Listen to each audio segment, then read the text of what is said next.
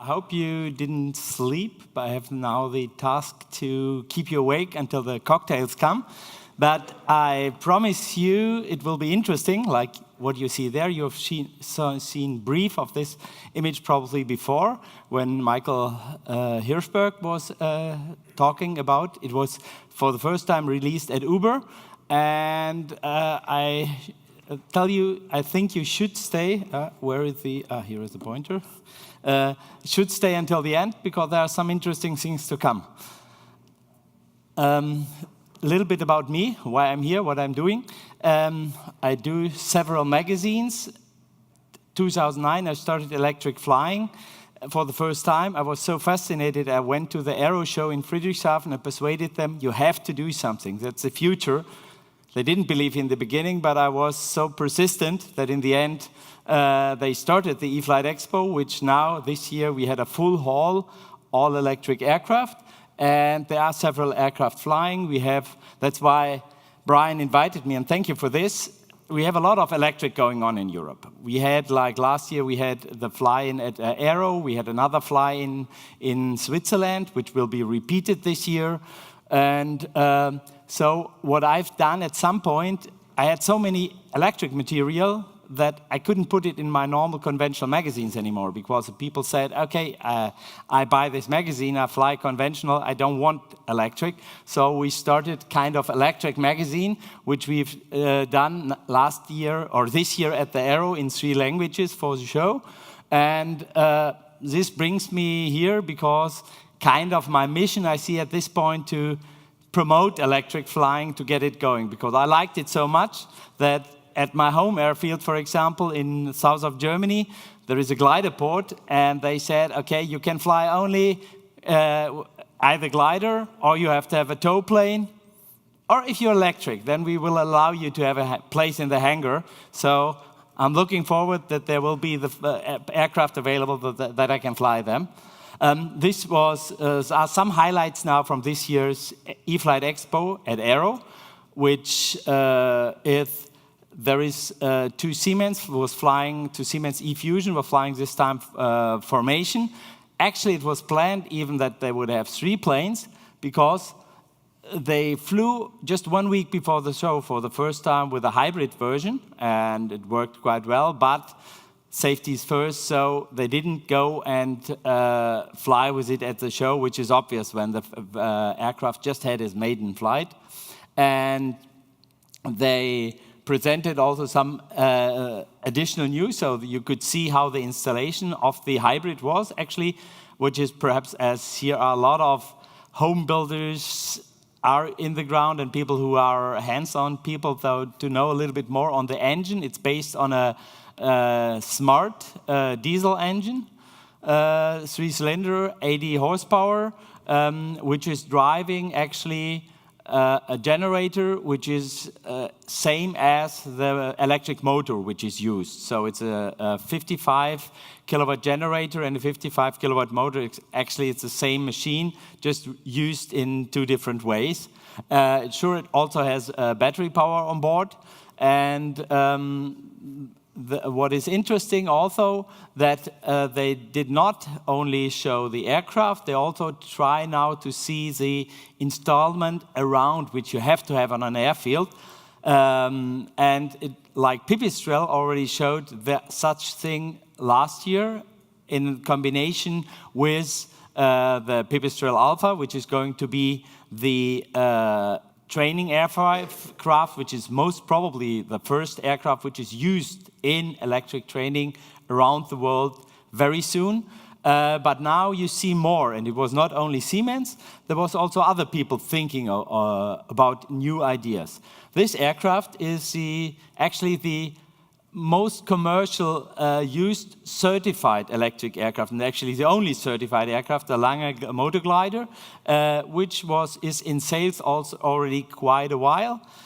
It's also working, it's working fine, but you see one problem there, which is a problem with certification after the old certification system and the very new and rapid development in electrics. Because this aircraft's about 10 years or more old, and if you imagine 10-year-old battery and charging technology, It's not at all state of the art, but for doing a recertification would be very complicated. And that's why it's so important that certification will be adapted to this fast development. FAA and EASA has understood this. They're working on processes that it could be implemented much faster. This year, you could see some derivative which was coming from this aircraft, because Lange, they founded a research company because there are more and more people who say, okay, we want to use electric for doing some surveillance. And the easiest way is probably go and take a glider aircraft. It's most efficient, so you don't use much fuel. And this aircraft actually flying on a fuel cell and can stay in the air, I think, 48 hours. It's manned, but optionally also could be flown unmanned, and should have his maiden flight very soon. We also saw one thing there, which was the same with the Siemens aircraft and with some others, which we planned this year to have it flying. Like in aviation, it happens often, especially with electric aviation now. It's happening sometimes. You plan that it flies in one day, and normally it's always later. So this aircraft was supposed to have its maiden flight, or not its maiden flight, but its flight at the eFlight show at the Aero. It will fly next year now.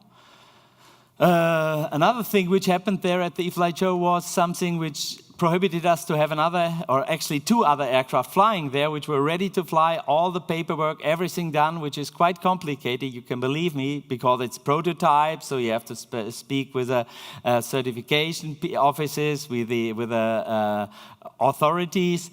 Then this aircraft was running to the runway, and then there was a failure in the brake, so they couldn't take off. So it blocked the runway for quite a while.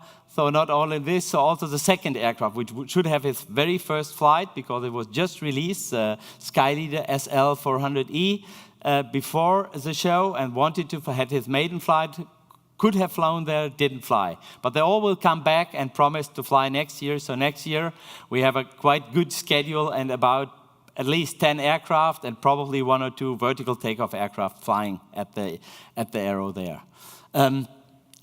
Another thing, what I mentioned before, this company as well, they released not only the aircraft, they bundled with some other companies, and now also want to offer a complete system, and they found an investor who will help now to put on several Czech, it's a company, a group from Czech Republic, to put to several Czech aircraft charging stations so that you can start doing flight training and traveling around with an electric aircraft. The most important thing which happened, actually it took a long while, but finally it came out that it's possible to have 600 kilograms for the ultralight in the European Union. But it's not as easy and not as clear as you may think. Because like there was countries which wanted it, other countries which didn't want it. So what happened is that the European Union made the decision, we keep the old weight, but we give you the option to opt out and to do another rule to go up to, and these are the weights which you see there, up to 600 kilogram maximum takeoff weight, or as a seaplane 650 kilograms, which for you is familiar. It's the boundaries which you also have for the light sport aircraft. So we will have lightly regulated aircraft in the ultralight class going up to 600, 650 kilograms. Problem is, it will not be in all Europe. So the united Europe, the European Union, is not as united as people hope and think, because this is just some vote. It's not the final decision. But there was a vote made some time ago where you could see that, for example, France, Great Britain, and several other countries wants to decide not to go for the 600 kilograms. And Germany, all the green countries want to go for the 600 kilograms, and especially Germany and the Czech Republic are in the lead there. They are trying to harmonize their ultralight regulations. And the thing is, why is this so important? Why I talk here about the 600 kilogram ultralight, which is just a small part? I think because it's the lightest regulated class which we have in Europe, and it is a class where most of the electric aircraft are flying. Because if you look at this aircraft I showed you before, there was 1 certified gliders.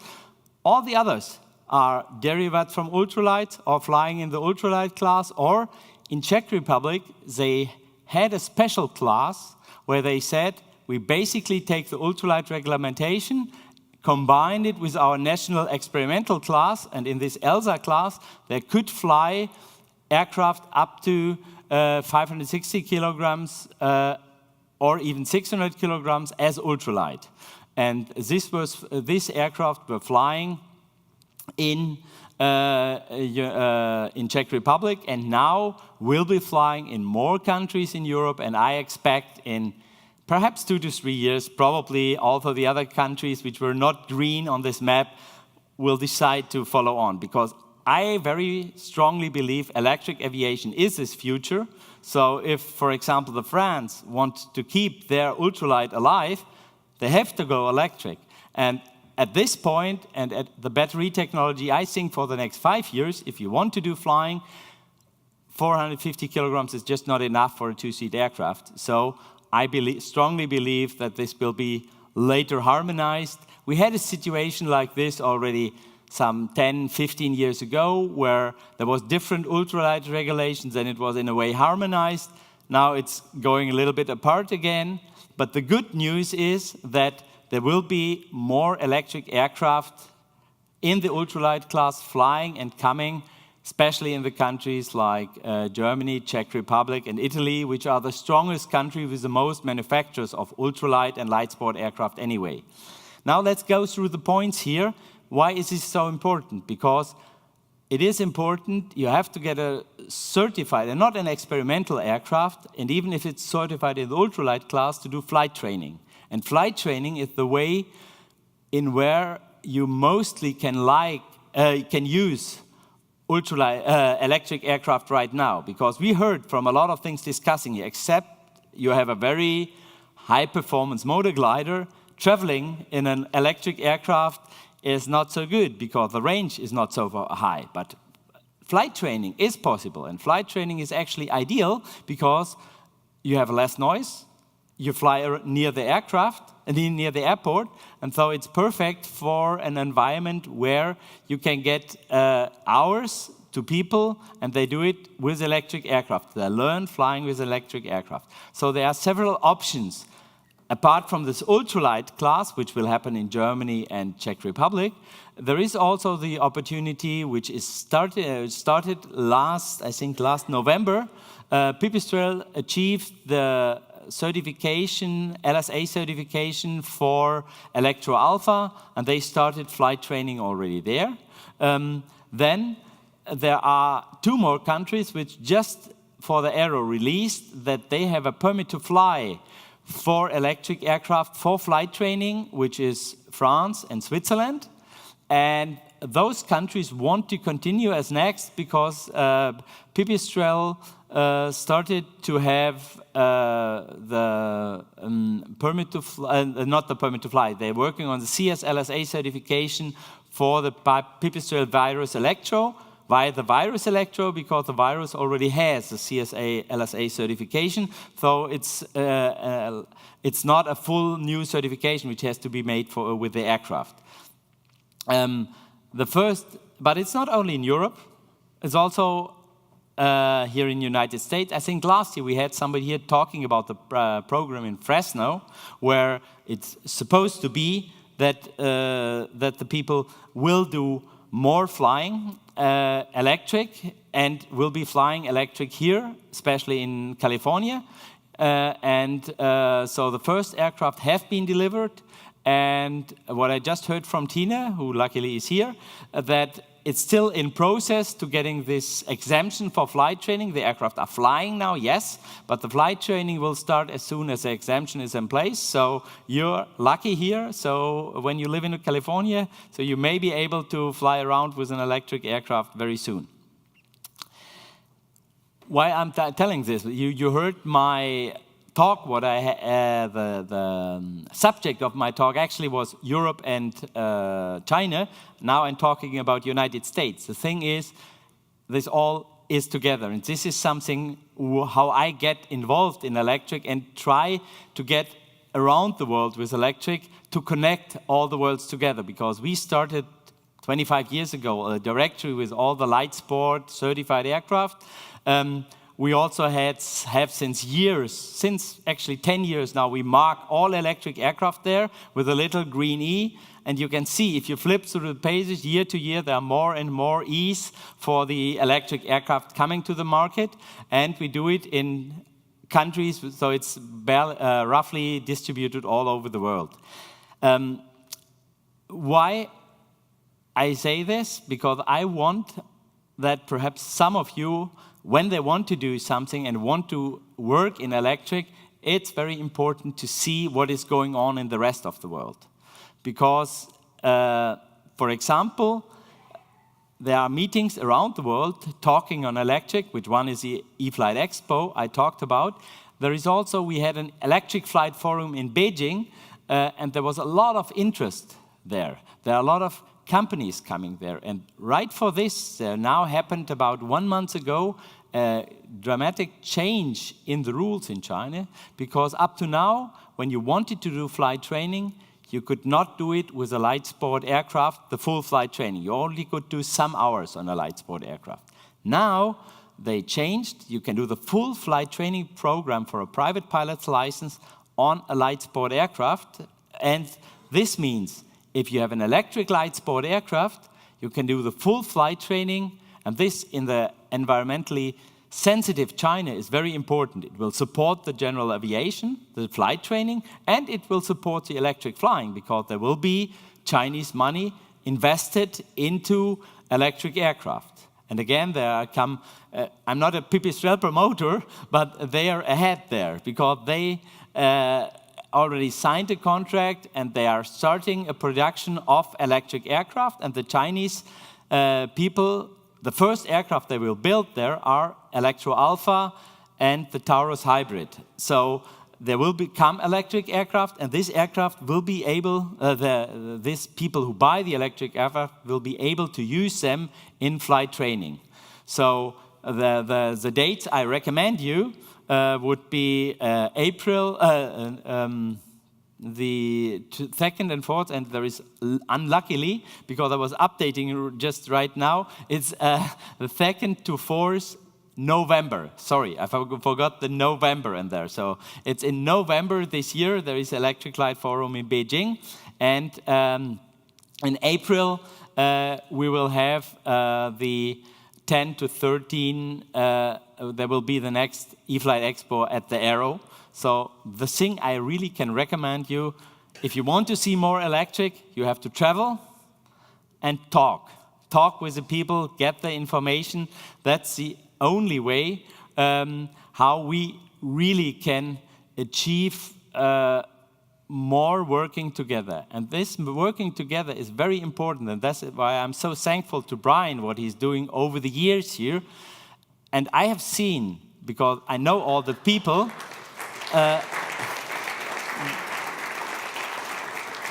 how many collaborations comes out of these meetings, because you meet people, you hear people, perhaps you argue with the people because you don't agree with them, but at least you know what they're doing, and you know, oh, this guy is doing something which I can use in the future. And this is so important in these meetings, and very different meetings. I don't say this is best. I think also the Uber meeting for me was very impressive. It's a totally different world, but it is also very important because it's getting other people around, and it's getting, which is very important, is getting investors interested in general aviation, which I do this since 1980, and I've never seen a time where so many people were willing to spend investing money in aviation. And it's not only into vertical takeoff, but there is a lot of vertical takeoff and a lot of electric. But when the people are once prepared to look at aviation, we already have done the first step. That's why, because we want to inform the people, we started this electric flight journal. I talked about this last year here. We really started it now. We had the first issue at Oshkosh, the second issue at the Chinese event, the third issue at this year at Aero. And at the events, we have it normally in 3 languages, sometimes only in English. And the good thing is, it's over a QR code. It's available in the internet, because I do magazines for 35 years. And the problem is, if you want to do this internationally, and I like to travel, if you send around paper, it's very expensive. And if the paper magazines get very expensive, that's not what the people want. So that's why the magazine is available online. You can have a QR code scanning it. But on the shows, for getting people from outside also in the magazine, in the group, that's why we print it out so the people can take it home. And now I come with a little video at the end, which is, I think, at least interesting. We have had a lot of arguments against this kind of flying, why it should not work, cannot work, is too loud. Let's have a look. Volocopter are autonomous air taxis that are electrically powered and can start and land vertically. We've already proven that the technology works. Jetzt ist die Welt auch bereit, unsere Vision zu The world is now ready to share our vision of inner cities in the next 10 years. We want to demonstrate how it can be implemented in the traffic context of a big city. The initial step will be a point-to-point route, for example, going from the airport to the city center, which comes along with minimal infrastructure requirement and very low capital risk. In order to significantly increase the capacity of volocopter routes and systems, you can implement hubs. Ein Hub ist wie A hub is like a train station where up to 1,000 people can be handled per hour. The transaction of volocopter and passengers in a hub is a flowing system. Konkret kann man sich das so vorstellen. And this is what it looks like. Approaching the hub, passengers land on a platform and are then transported into the building. Thus, the landing site is immediately free for the next air taxi. Once in the building, processes are slowed down. You can disembark safely and without stress, protected from wind or rain. In dem Hub werden nicht nur die In Personen the hub, in addition to processing the embarking and disembarking, batteries or fuel cells will be changed automatically. aufgeladen. Frisch geladen, Once recharged, the air taxi goes into the parking deck or sets off for the next flight. der Hub sorgt für Sicherheit. The hub ensures safety. For example, in case of emergency, all flight vehicles can land and be parked in a very short time.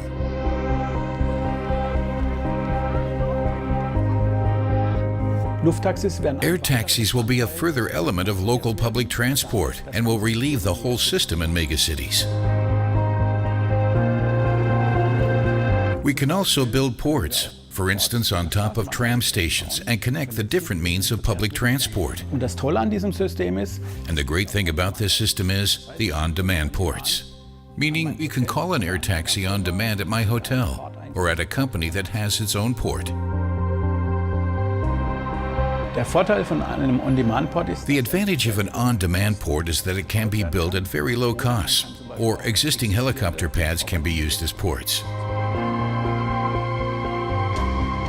wir könnten schon heute sinnvoll Today, we could already successfully solve traffic problems in megacities. The first point-to-point connections, for instance from JFK Airport to Manhattan, can be flown using existing battery technology. With 2 hubs, we could transport thousands of people each day. Imagine you fly into Newark after an intercontinental flight, and you can just simply choose your volocopter, hop in, and get to Lower Manhattan within less than 15 minutes. How awesome would that be? ein sicheres öffentliches Verkehrssystem To create a safe public transport system with air taxis in the city center, we need a digital infrastructure, meaning all these elements need to be safely coordinated in airspace. diese hochvernetzten These highly networked transport systems will become reality all over the world, in New York, Dubai, Singapore, and Paris. und das Tolle dabei ist, And the great thing is, they will be available for everyone to use. Volocopters will play an integral part in a city's ecosystem. kein Stau, No congestion, no noise, no environmental impact. die Kosten sind dabei. And all this for a price of a cab.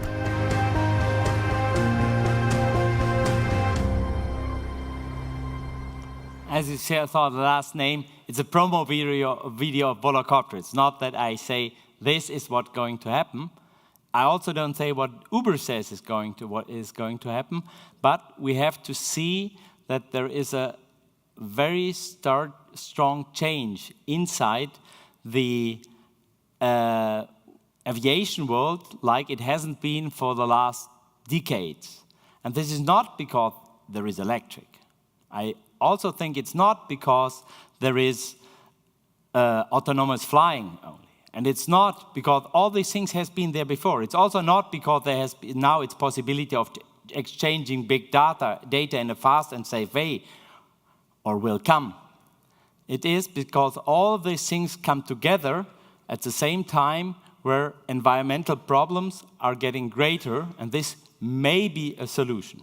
And this is why so many people are looking at it. And I think this is a unique chance for aviation to get more integrated into the society, to getting a larger impact. Because if you look at history, aviation has always been for very few people. And since I'm flying in 1980, we always were discussing how to get more people in flying. I think with this, perhaps we can do. And with this, thank you. And if you want to get tuned, just scan your QR code and you will get updated. Thank you.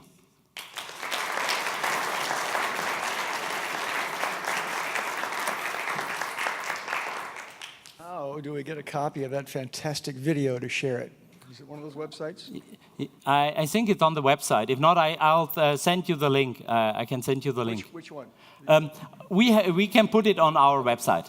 I'm not sure that we put it because it's high res, but there is a low res version on the website, but I will put the link there. Okay, so up to the drinks.